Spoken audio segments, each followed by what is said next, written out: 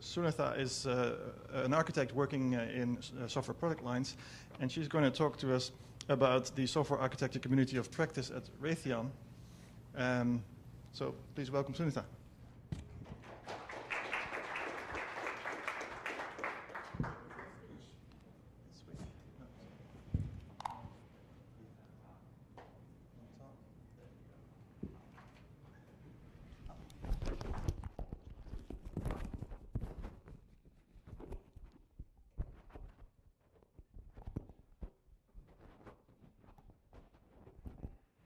Hi, can you hear me? Hi, I'm Sunitha Vallabhaneni. I am from Raytheon Intelligence Information and Services, and today we are here to talk about software architecture community of practice at Raytheon.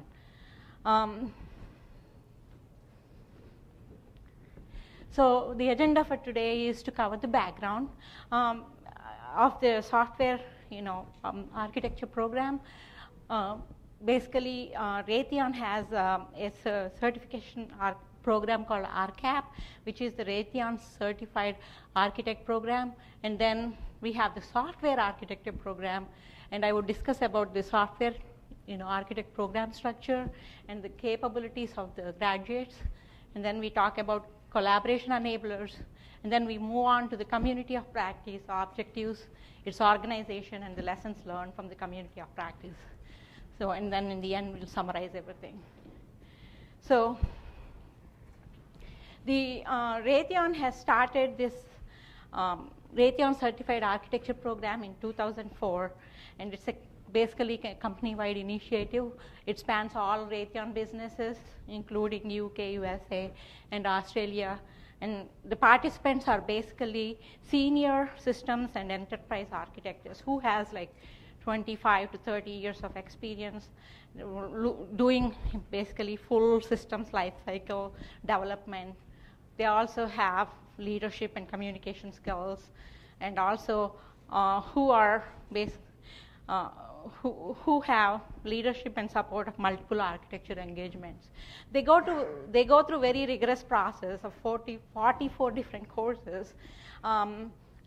They follow a process called REAP, which is Raytheon Enterprise Architecture Process, which is approved by the Open Group.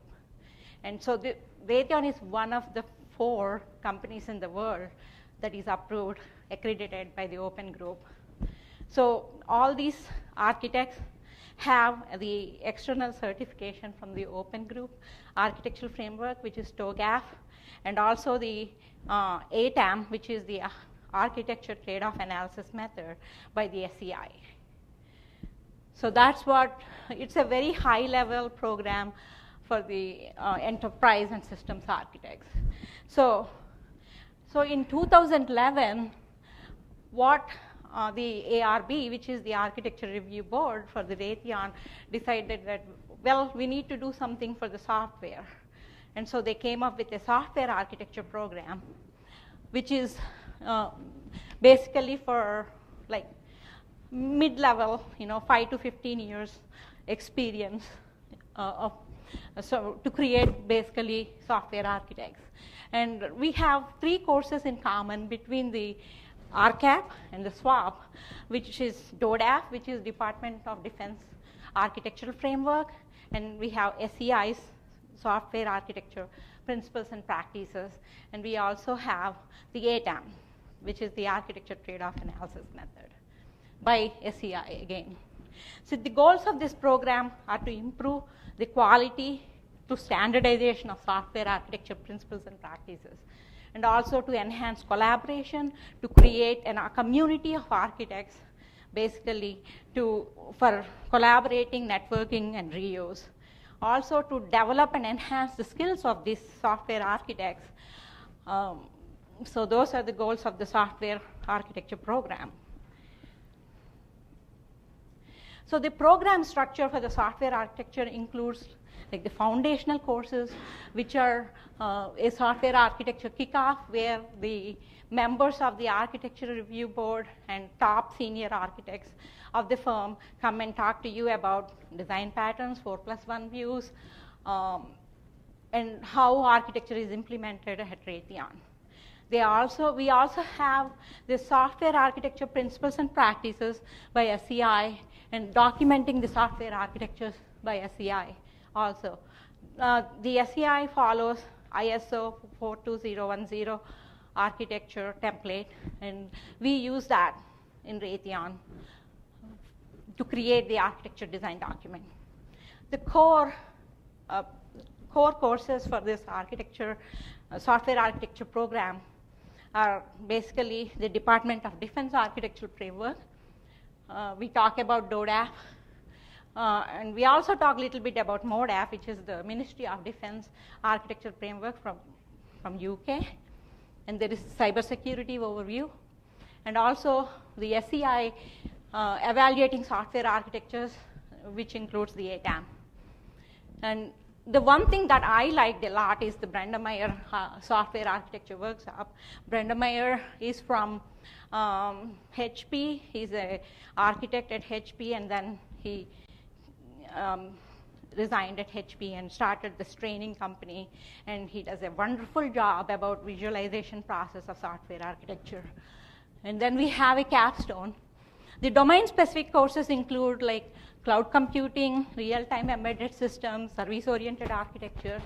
You know, I was enrolled in the SWAP program in the Wave 1, and it's a rigorous program to choose like which architects go into the program. So we have like an interview process, and then we choose and select like 4 or 5 different people from each business unit. Raytheon used to have 6 business units. Now we have 4 business units, and we basically select them and send to this architecture program. I went through the product line architecture from the SEI as my domain specific, and we are actually building the situational awareness product line architecture. So all the display products on the HS-60 helicopter jets, then we have the F-16. All these display products are getting old, and we need to give them like a moving maps, you know, target recognition and all those things that we had to develop a core model. And so we used the product line architecture to do that. So it's product line architecture is very, I guess, very central to that situational awareness. So the capabilities of software architecture graduates include first, leadership of software activities. This is very important. The first thing is, because we have this standardized, repeatable approach of, you know, developing software architecture based upon the Raytheon's best practices and stuff. It's, you know, they have to take, they have to own it and take leadership in doing that. And also, the main important thing that we learned from SEI is that not only we care about the functional requirements, but we also care about non-functional requirements, which are the quality attributes. Those are very important in making the design decisions. And we actually have quality attribute workshop, and we go through the different quality attributes and prioritize them. So the next thing is the leadership of taking, the customers' architecture policies, guidelines, and standards. The customer, for example, you know, we are a defense contractor, and you know, the customer has its own Department of Defense architectural framework. So we need to follow their standard and create proposals for them. So that's very important for the architecture to know, like, what customer we are proposing for. Then the architecture needs to be documented, communicated, and in accordance to the industry standards. So we follow ISO 42010 standard. That's what's recommended by the SEI, and we use that. It's a huge template. It even has the anatomy of the human structure there. So we basically tailor it to our needs, and then we use it. So another important thing about the software activities that we need the SWAP graduates to know is about the ability to evaluate different alternatives architectures. Also, architect needs to know about the technology trends and use them for the strategy of the company. They need to basically see how they can create roadmaps for these new technological trends and use them into their strategy. The one more thing about the software architecture program graduates is that they need to know the existing architecture, they need to understand the existing architecture, and they need to basically know the reference architecture, how to use the reference architecture. The last but not the least is the improved collaboration ability. Because we went through the software architecture program, we have understood what the architecture process is, the main principles and practices. We have a common language that we can communicate with the other architects, and it creates a community of practitioners so that we can share the best practices, the tailored approaches, and reuse of the assets.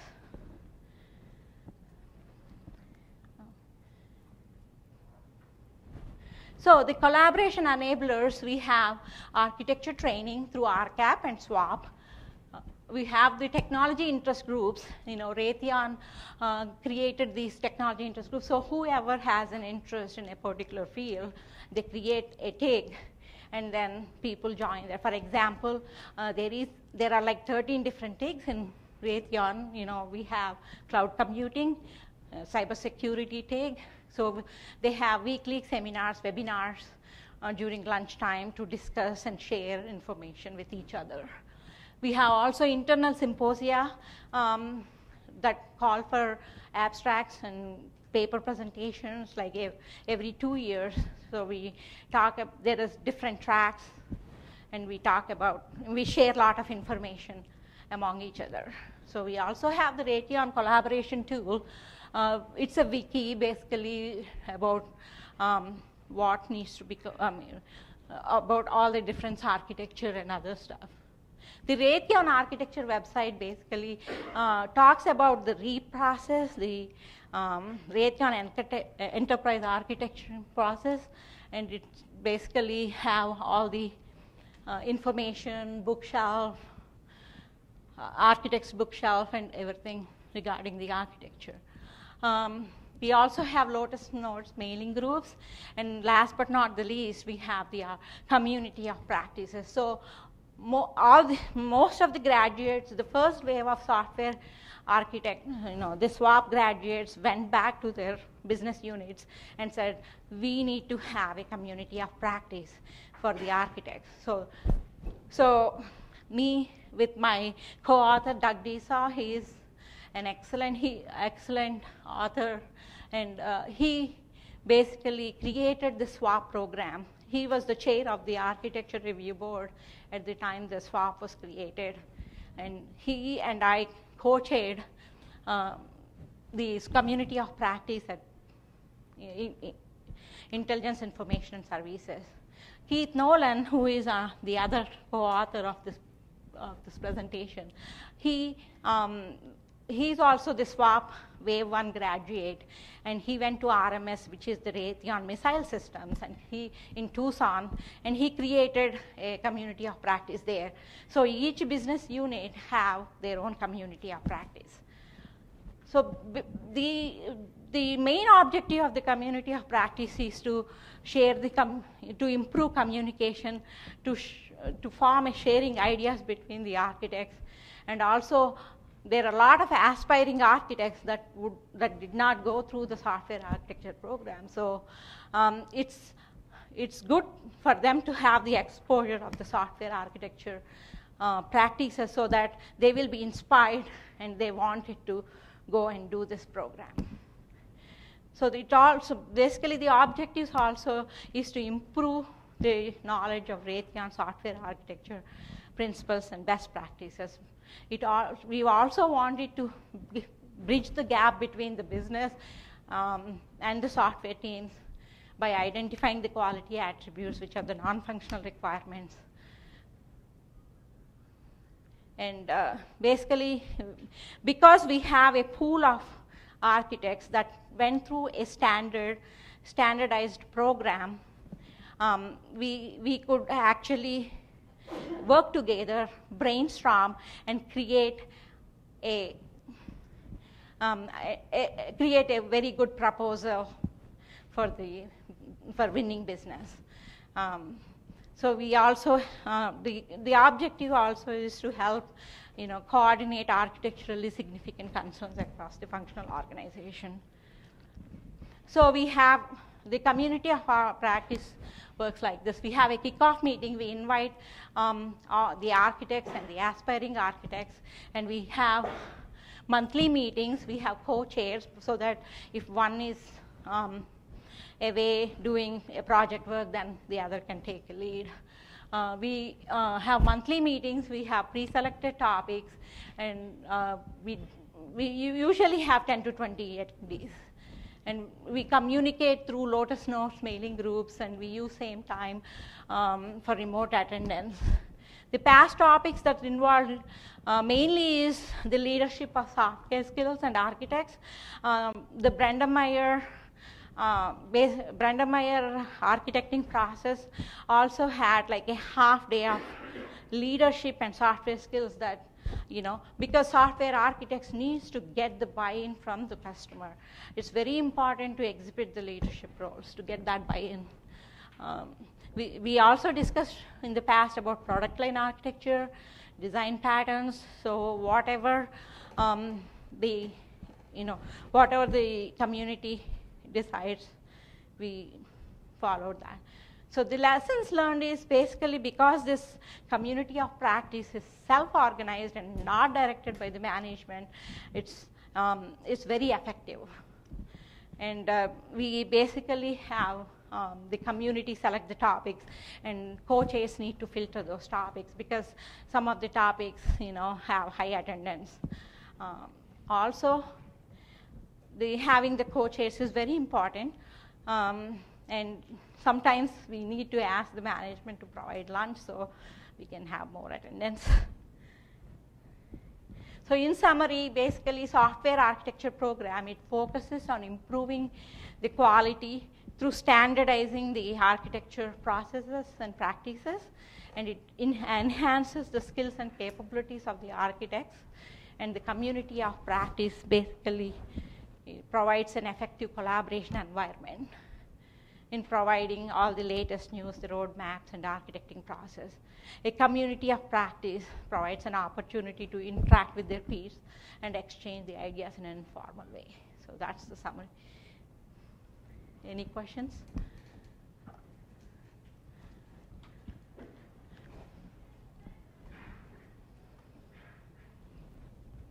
So I have a question. You said that each business unit has its own community of practice. Yes. So what we have noticed in our organization is that the hierarchical structure of business units changes quite a bit, and that actually most of the value of the community of practice of the architects comes from the cross-fertilization between the business units. Mm-hmm. So can you comment a little bit on why you chose to have to organize it along the lines of the business units? I think it's mostly location, and also Raytheon missile systems, for example, they deal with all the missiles, the architecture of, doing that, more hardware, software, it's way different than what we do at IAS. So it's totally a different approach that they take, so that's why we have separate. But we do collaborate with each other in exchanging ideas, once in a while, but not all the time. Thank you. Any other questions?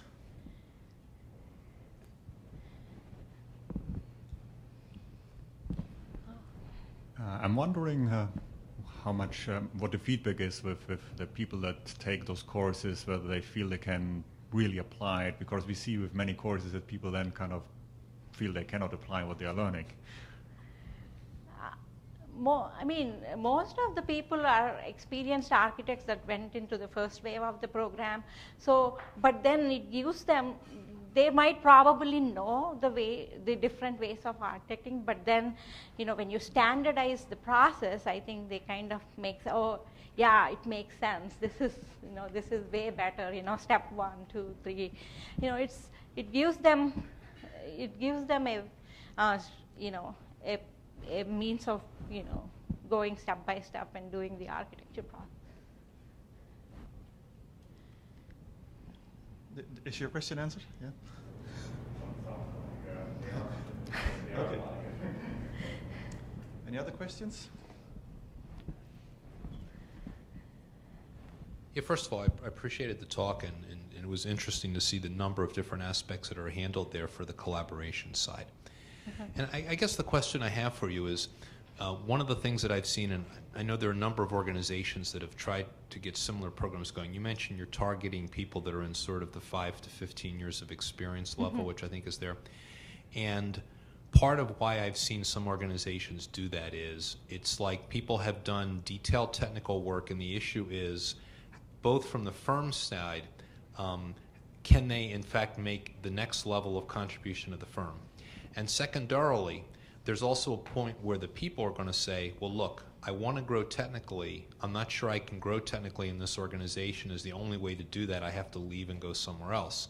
So that sometimes having these programs can have the beneficial thing of moving people to the next level, mm-hmm. and also presumably increasing retention. If you have something that both people can aspire to get to, they appreciate when they're on it, and then presumably if you have a community of interest, they feel that much more connected with what's going on. And I'm wondering if you, I don't know whether you can share this or not, but do you have any sort of results at all, whether you can quantify them or not, but or at least qualitatively, in terms of the impact it's had for people that have been on the program, the extent to which you think it helps them to be more connected with the organization, and the extent to which, say, they're able to move into senior technical roles, and also the ability to retain the people within the company versus if they weren't able to be on it? Yeah, basically the SWAP program is a very good opportunity for the aspiring architects to get into and understand, and it gives them like motivation so that they can see that their career can grow up. Right now we are on wave 4 of the software architecture. It started in 2011, so it's like the 4th wave now, and there is an amazing difference between how the architects communicate with each other, because they understand the software, the standard practices, and it's a repeatable approach. And so because they can talk the common language, it's easy for them to communicate. And so I have seen a lot of projects where architects can communicate with each other and say, okay, I think this is the way to go, or they can recommend better solutions, and it really has shown a lot of difference. But I don't have any statistics. Yeah. We have time for one more question.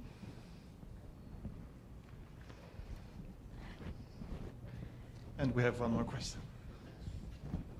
So you mentioned using Lotus Notes to facilitate a mailing list and communication for like the community of practices. Are you using any other kinds of tools? I've noticed other organizations using like wiki-like products to share information and to sort of coordinate. It just seems to me like a mailing list is just limited. We have actually also a SharePoint site where we go and post and communicate. So we have e-rooms that can do that. Lotus Notes, we use Lotus Mail, so we kind of use that also to communicate. So there are different ways, like there are the old ways of communicating, and then we are actually implementing new ways of communicating with them. Thank you very much, Sunitha. Well, thank you.